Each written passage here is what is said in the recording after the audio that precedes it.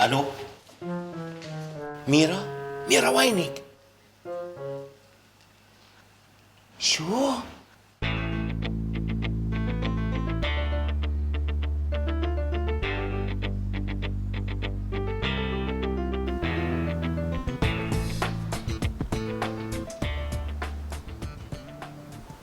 شو كنتي عم بتجربي تعملي مدموزيل بارود؟ كنت عم جرب السيارة. ايه بس السيارة مش لإلك. بتعرفي انك قطعتي لي قلبي؟ عليتي لي السكري، لو صار شي كنت وقعتيني بمصيبة. السيارة مش لإلي.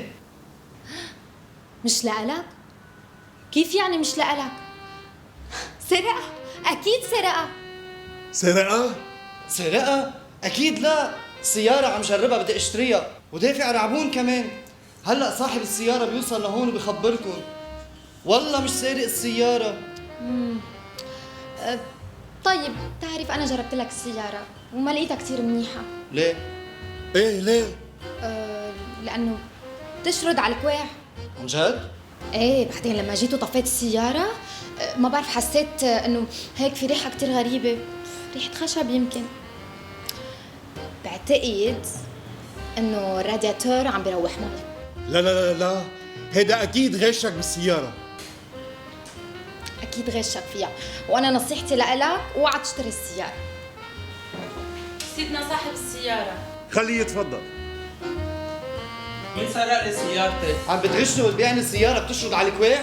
حضرة المحقق، انا بعتقد انه مهمتي خلصت هون، صار في امشي. ايه فيك تفلي دومازيل بارود.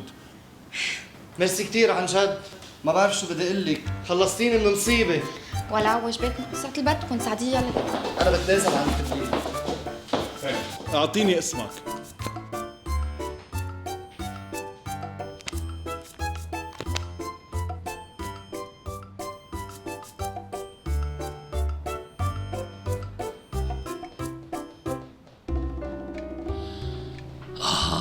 بنتي شو معذبتني.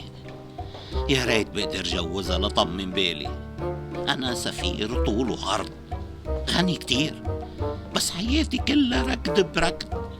مشاكلي موجودة، يمكن مشاكل الفقير بتحلها المصاري، بس مشاكل الغني شو بحلها؟ خصوصي إذا سببها بيكون المصاري.